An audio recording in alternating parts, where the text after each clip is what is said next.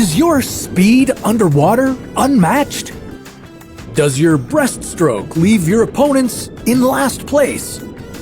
Maybe you're ready for a different challenge. So what if you jumped into a pool full of honey?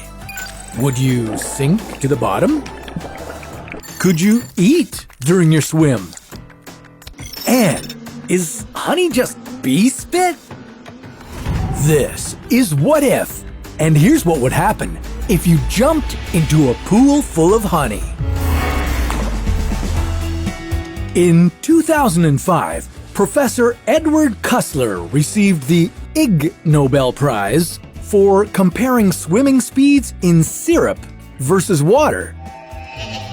He found that although the syrup was denser than water, the swimmers' increased motion made the liquid more viscous or flow more easily. So, as the swimmers kept moving, the syrup became just as easy to swim through as water. But if you stop moving and the honey thickens, could you drown? Made from nectar, honey is the result of tireless work and millions of flowers. Each bee collects nectar from flowers and stores it inside its extra stomach, known as its crop. After it mixes with enzymes inside the bee, the new chemical is ready for long-term storage. So, when it returns to the hive, the bee regurgitates the fluid into another bee's mouth, and that bee passes it on to another bee, creating a daisy chain of partially digested nectar.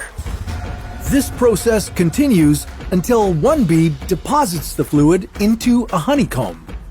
After the water has evaporated, bees seal the comb with a secretion from their abdomens, which hardens into beeswax. So, if you want to fill an Olympic-sized pool, how much honey would you need? Well, the pool would hold about 3,419 liters of water, so you'd need about 4.35 million kilograms of honey. And considering that one bee colony produces 27 to 45 kilograms of honey per year, this pool would contain many colonies' lifetimes of work. Honey is a non-Newtonian fluid, a term named after the famous physicist Sir Isaac Newton, the apple and gravity guy. He found that normal fluids like water have a constant flow with no resistance or viscosity. We call those Newtonian fluids. But we're dealing with honey. As a non-Newtonian fluid, its viscosity changes when you apply force to it, such as the impact of you swimming in it. And the thicker the liquid, the higher the viscosity. Centipoise measures the amount of force needed to move a layer of liquid in relation to another liquid. On a mild 21-degree day, honey has a viscosity of 10,000 centipoise, but water is just 1 centipoise. Oh, and honey is 1.5 times denser than water too. But honey is also a thixotropic fluid, which means if it stays still, it becomes a gel-like substance. So that could slow you down. If you want an easier swim through honey, you'll need a warm day. While your cannonball wouldn't have the same splash as in water, the sudden movements of your arms and legs would begin to change the honey's composition. And since the buoyant force increases with density, you may float back to the top after you jump in. So that makes it less likely that you'll drown. Professor Kussler's experiment showed that form drag is the key to human swimming. Your form, or shape, affects the drag on your body when you're moving through a fluid, like swimming through honey.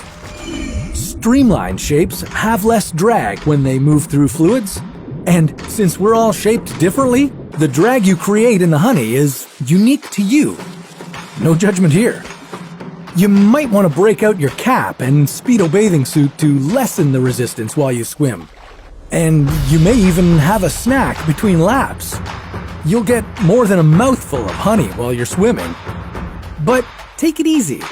If you eat too much, you could get sick. While honey has been used to treat everything from coughs to wounds, consuming too much could cause health problems.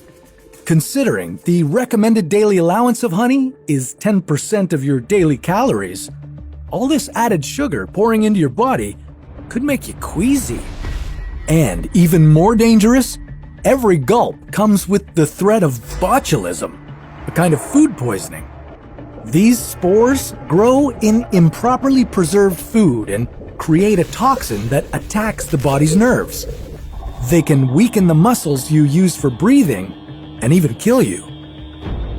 But there are some benefits.